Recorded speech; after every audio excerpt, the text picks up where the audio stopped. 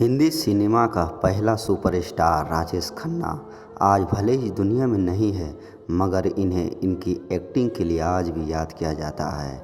इन्होंने अपने अभिनय से इंडस्ट्री का एक अलग छाप छोड़ी है। एक समय था जब इनके लिए काफ़ी तगड़ी फैन फॉलोइंग थी।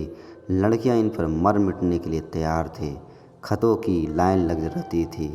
इन्होंने खतों को पढ़ने के लिए एक व्यक्ति को रखना पड़ा था, लेकिन इनके बारे में इस बात को बहुत कम ही लोग जानते होंगे कि एक सफल एक्टर बनना इनके लिए काफ़ी मुश्किल रहा था। इन्होंने बचपन से ही तंगी झेली थी और माँ बाप तक ने साथ छोड़ दिया था। इनकी जिम्मेदारी रिश्तेदारों को दे दी थी।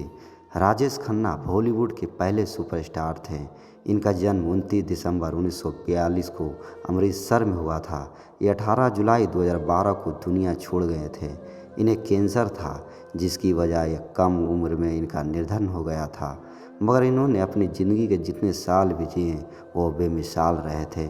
इन्होंने जब अपनी फिल्म करियर शुरू किया तो 3 सालों में 15 हिट्स देकर सुपरस्टार के टैग अपना नाम कर लिया। वो करीब 20 साल तक इंडस्ट्री में अकेले राज करते रहे। अमिताभ बच्चन की एंट्री के बाद इनका स्टारडम हिल गया था। Big B angry young man पर्दे पर छा गए थे। राजेश खन्ना का बचपन कुछ खास नहीं रहा। इन्होंने छोटी उम्र में भी काफ़ी तकलीफ़ें झेली थी।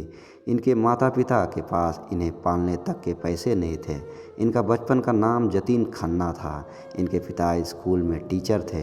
बंटवारे के बाद ये पाकिस्तान से भारत के अमृतसर में फंस गए थे। इस विभाजन की वजह से इनके पिता की नौकरी चली गई थी और घर की हालात काफ़ी ख़राब हो गई थी। इस समय राजेश खन्ना 6 साल के थे।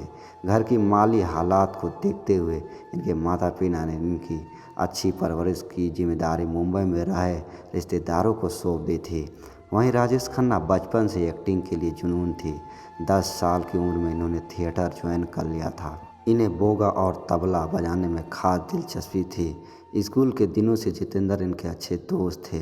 इसके साथ ही एक्टर के पिता नहीं चाहते थे कि एक्टर बने। पिता लाख मना किया, मगर ये अपने सपने के लिए डर रहे। फिल्म में आने के लिए अपना नाम बदलकर राजेश खन्ना कर लिया था। इन्होंने 1966 में आई फिल्म आखिरी खत से बॉलीवुड में डेब्यू किया था। इसके बाद ये राज में दिखाई दिए, जिसने बॉक्स ऑफिस पर तबाही ला दी थी। इस 65 लाख के बजट में बनाया गया था और फिल्म इंडियन बॉक्स ऑफिस पर 1 करोड़ का कलेक्शन किया था। इसके बाद इन्होंने 3 सालों में 15 हिट्स दी और इंडस्ट्री के पहले सुपरस्टार बन गए। राजेश खन्ना की लाइफ में एक ऐसा समय आया जब सब कुछ खत्म होने लगा था। इधर डिम्पल कपाड़िया के साथ इनकी रिश्ते में दरार आने लगी थी। फिर अमिताभ बच्चन की एंट्री हुई और इनका करियर थमने लगा। एक्टर के लिए वो समय जब वो लगातार डाउनफॉल का सामना कर रहे थे। इस दौरान ये बिल्कुल अकेला पड़ गए थे। यहाँ तक कि जब 2005 में राजेश खन्ना का film fair life time achieve award का ऐलान हुआ देने की, तो वहीं अकेले ही दिखे थे। इन्होंने इस फंक्शन के लिए एक्स्ट्रा पास मांगे थे, लेकिन फिर भी इनके साथ कोई नहीं पहुंचा था। डाउनफॉल के बाद राजेश खन्ना को 2011 में कैंसर की बीमारी का पता चला। फिर जून 2012 में इनकी तबीयत लगातार बिगड़ने लगी, लेकिन लगातार इलाज के बाद भी ये ज़िंदगी से जंग हार गए और अंत में 18 जुलाई 2012 को इनका निधन हो गया था। इनकी अंतिम यात्रा भी करीब 10 लाख लोग शामिल हुए थे। धन्यवाद। जय हिंद, जय भारत।